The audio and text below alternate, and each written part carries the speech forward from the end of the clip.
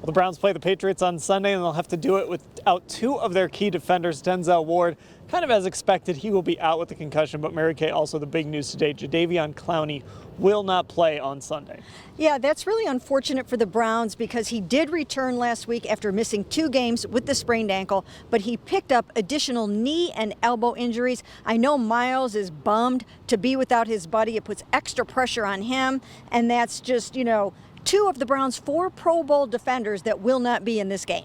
And Ashley, I mean, you've written a lot about the defense this week. It's just another hurdle that they have to overcome, especially because Jadeveon is one of their best run defenders. Yeah, he is their best run defender in terms of PFF grades. And of course, I think the biggest issue here that the Browns are going to face in this matchup, or one of them, is the fact that they couldn't stop Ramondre Stevenson last year. He ran for 100 yards on 20 carries, 2 touchdowns. So that's a test they failed last year when Jadeveon Clowney was out there. So they're definitely going to have their hands full. I think the one thing working in their favor is New England probably won't have Damien Harris, so Stevenson is really the #1 threat they have to worry about on the ground. Now, we did hear from Myles Garrett today, as you alluded to, Mary Kay, and he expressed some disappointment that he hasn't been as productive as he wants to be in this defense. Yeah, the quote was, "I am not the dominant force I know I can be." I thought that was a very, very powerful quote by him.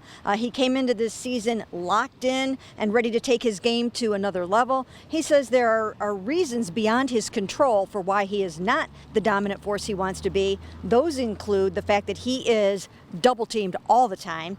And in fact, he is the most double teamed edge rusher in the NFL. So that's one thing. Teams always scheme against him. And then he says he needs his teammates to win all of their one-on-ones to take a little pressure off him. And something else he said, Ashley, was, even though he is double teamed, he's just got to find a way to produce. He's got to find a way to work around those double teams. And that's what we talk about, what really good players do in this league. So I definitely understand why he sees that as a part of his job. And of course, I think when you look at his numbers, we can't ignore the fact that he did have to miss that Atlanta game because of that car accident and miss some time out on the field. So I definitely think, that has had an impact in terms of his production, especially with just those raw numbers. Now, some good news, Greedy Williams will be back on Sunday. It sounds like he will be activated off injured reserve. One other thing to watch, though, Mary Kay, is the performance of the rookie kicker, Cade York. He's been a topic after he missed that 45-yard kick and then the potential game-winning 54-yard kick on Sunday.